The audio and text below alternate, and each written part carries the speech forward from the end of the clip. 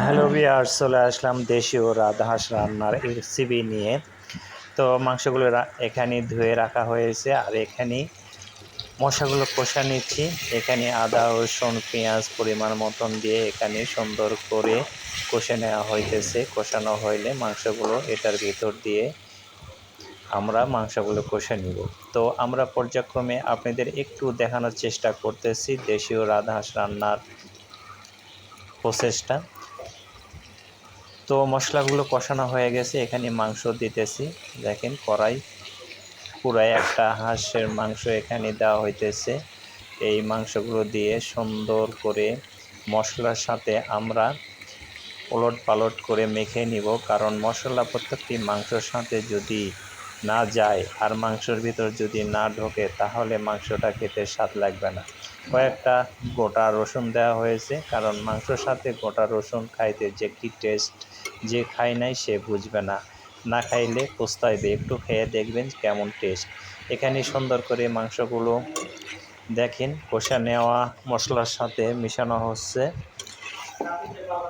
আস্তে আস্তে সবগুলো আমরা ওলট পালট করে দিব, যেন প্রত্যেকটি মাংসর সাথে মশলাগুলো সমানভাবে মিশ্র হয়, তাহলে মাংসটার টেস্ট আসবে অনেক সুন্দর। এখানে মাংসটা মাখানো হয়ে এসেছে, কিছুক্ষণ পর আবার চলে আসলাম। দেখেন মাংসটা কত সুন্দর কালার আসছে, আর মাংসগুলো কষানো হইতেছে রাজহাঁস।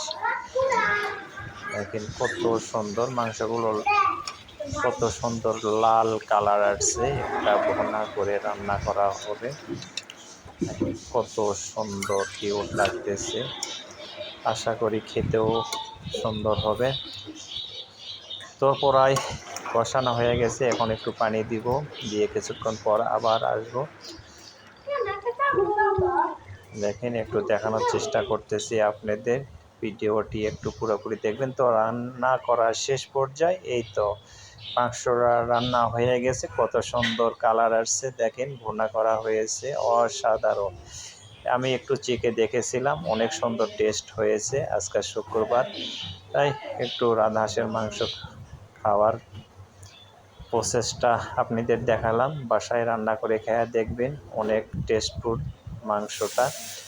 তো এটার সঙ্গে যদি চিকন চালের বিরিয়ানি হয় কেমন লাগবে। তো বিরিয়ানিও রান্নার শেষ, পাশাপাশি আপনাদের একটু দেখানোর চেষ্টা করি। ভিডিও যদি একটু